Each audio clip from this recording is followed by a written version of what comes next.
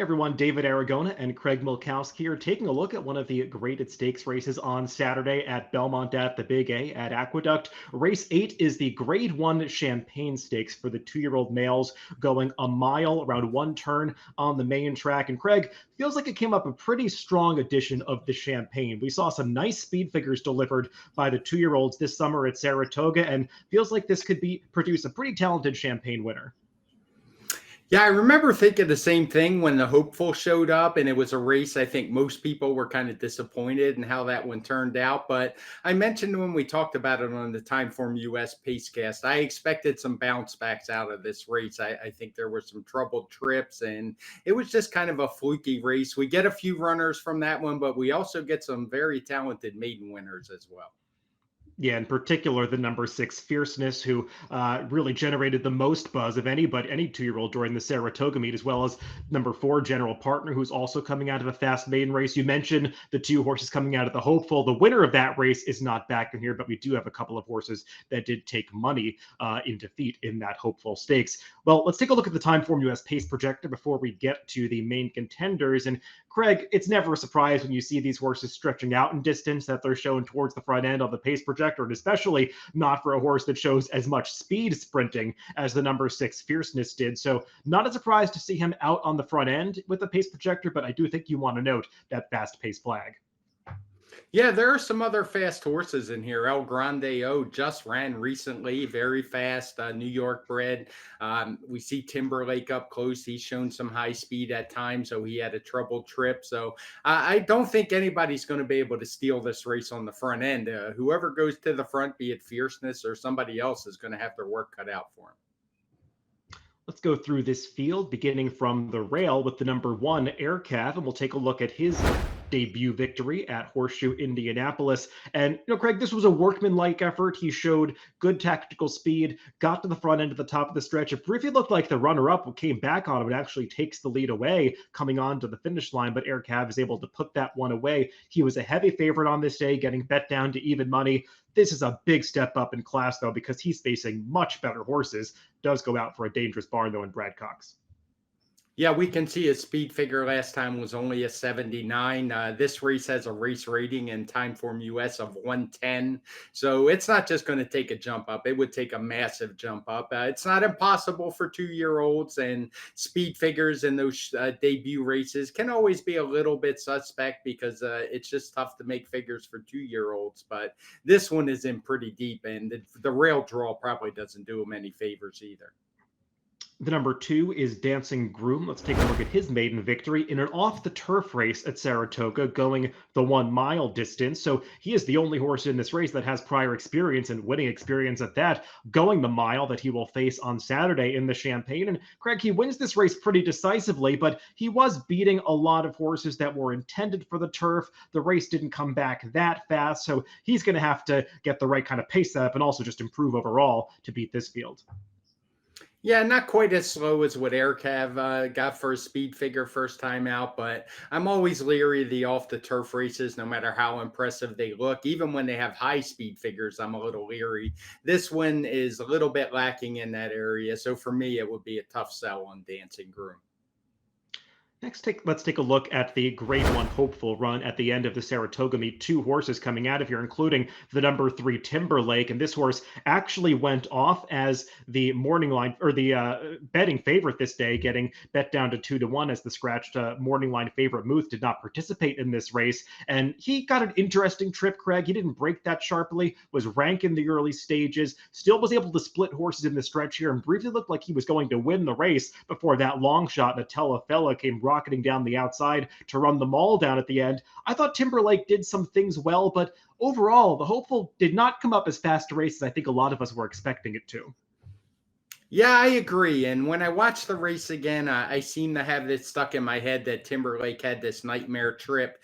He didn't have a great start in the race, no doubt. Had a little traffic, but for the most part, after that beginning, it seemed like it was a pretty good trip. He sat on the rail all the way around behind cover, was able to get out, and just couldn't hold off the big long shot. The speed figure didn't come back as well. So I do expect him to run more back to that maiden win than what we saw in the hopeful. But I do think there's some question marks on a horse who's probably going to be the second choice, I would think. I don't remember the morning line.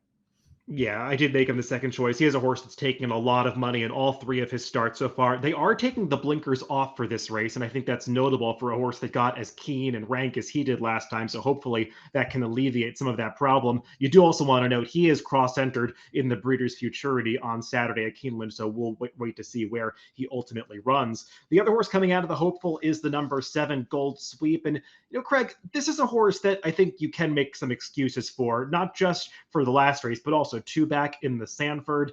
He did not break out of the gate well. He stumbled coming away from the start, was too far back the entire way, did make up some good ground to be second in there. And then last time in the hopeful, he broke much better, was actually up with that first Vanguard early before he got taken back by Jose Ortiz, ended up getting in a little bit of traffic behind Timberlake and just couldn't really find a seam to run the stretch, ended up getting steady towards the end of that race, taking all of this kickback.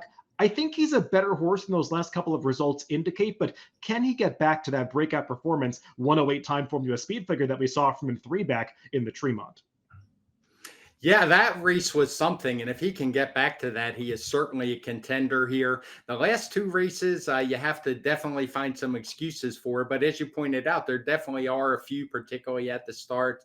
He needs to get out of the gate and run better. But if you put a line through that last race, I think the excuse 2 back is just painfully obvious that you can put a line through that one. So it's just a matter of how much faith you have he can get back to that win at Belmont. And he makes the opposite change to Timberlake. He puts the blinkers on for this race, so maybe that's going to get him a little bit more engaged away from the start of his race. Let's move on to the number 4, General Partner. We'll take a look at his maiden victory last time out at Saratoga. This was going 7 furlongs, so he just has to get 1 extra furlong in this Champagne. And Craig, this was a horse that had shown some ability on debut when chasing the very fast Valentine Candy in a race where I think any horse that was chasing the pace did a lot of work that day. And he came back out of that spot, ran here, was able to get to the front end. It just never looked back as he really gaps this field out coming to the finish line. Yeah, that was an impressive performance. I mean, I was impressed first time out. As you note, he was chasing a very fast horse that day, but he elevated all the way up to a 110 time form US speed figure. He may have to battle or show a new style if he's going to come from off the pace. But the one thing you could do note is those blue fractions last time, which indicate he's probably a little bit tractable, will take to some reading, doesn't necessarily have to have the lead. So he's a horse with some talent that I think's a danger. Yeah, he does have to get the extra furlong, a little more sprint pedigree on the dam side, but definitely has quite a bit of talent. The number 5 is El Grande O. Let's take a look at his most recent victory in the Bertram F. Bongard. And do note, this race came over a sloppy track. There is some rain predicted in the New York City area, unfortunately, once again, upcoming this weekend. So at least we know that he handles a wet track. And Craig, horse has done quite a bit in a short period of time. This will already be the 7th start of his career. He's coming back on relatively short rest, having won this Bertram F. Bongard that we're looking at just 13 days prior to the Champagne. But Linda Rice typically runs her horses back quickly and has success with that move. Yeah, he's fast. There's no doubt about it. I talked about it in the pace projector. If there's one horse I think could outrun Fierceness if he's really has to go early, maybe it's him. It is a big step up in class, but he certainly has those triple-digit speed figures. It's just a matter if he can handle the extra furlong. The number 6 is that morning line favorite, Fierceness. Let's take a look at his dazzling debut victory at Saratoga. The word was out this day. There had been a lot of buzz about him leading up to this debut. He had worked very impressively from the gate a couple of times in the morning, and he showed that gate speed in the afternoon as he rocketed to the front end and then just draws away from this field very impressively. He is under a ride to do so by Irad Ortiz, but he has responded to that pressure, putting distance between himself and the rest of the field. Got a big speed figure, Craig, 115 time form US for this race. I do think you want to note, though, August 25th was another one of these wet track days at Saratoga where it felt like speed was really dangerous. So maybe that enhanced the performance a little bit, but he still is a horse that clearly has talent. Yeah, it was another wet track. I believe it was labeled muddy. Ran that big speed figure. We see a lot of hyped horses, particularly 2-year-olds, debut at Saratoga. Very few of them actually live up to the hype. I mean, even when they win, it's almost impossible to match how these things get out of hand sometimes. But Fierceness did it. The way he looked on track was good. The speed figure was big. He's going to be a heavy favorite in here. It's just a matter of how short odds do you want to take, and do you think there's some question marks? And Craig, I know you found this formulator fact for Todd Pletcher. It's not a big sample, but I think it's a meaningful stat for last 5 years, 2-year-olds that won their maidens in their last start, stepping right up into a grade one race. He's just 1 for 12, 8%, a 44-cent ROI. I think there are some short prices in this sample. So I think something you do want to be aware of when you're dealing with a short price like Fierceness. Yeah, and the one winner that I found in that sample was Chocolate Gelato recently, and it's not like she was impressive in her win. She actually regressed quite a bit, was just able to beat a weaker field. I think it might even been in the Frizette Stakes.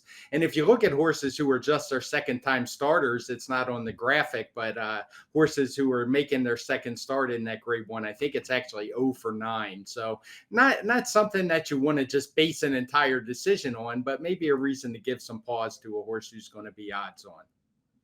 And then rounding out the field is the number 8, Sweet Saudi J. We can take a look at his race two back, his most recent victory on the dirt at Timonium. This was sprinting 6.5 furlongs. And Craig, I mean, I pegged him at 50 to 1 on the morning line. He's a horse that just hasn't run a competitive speed figure, at least not competitive with this field coming into this race. Also, a huge jump up in class. He'd be a big surprise. He would. I mean, if anything, you could see him maybe being a pace factor, but even that seems unlikely. He hasn't been able to lead in any of his races so far, so he would be a bigger shock, I think, than the Nutella horse that was upset the host hopeful last time. Let's throw up our picks for this grade one champagne. And we're both taking some shots against that horse that we think is going to be a very short price. Fierceness and Craig, you're going with the number 4 general partner. And I've got no argument. I was impressed by his maiden victory. Yeah, I was as well. I took a little pause because it's a day we have flagged in red as very speed favoring. But when I went back and watched, I just think this horse has a lot of talent. It looked to me like he'll be able to handle the extra furlong. And I think he's going to offer some more value than a couple others in here that are going to be heavily bet.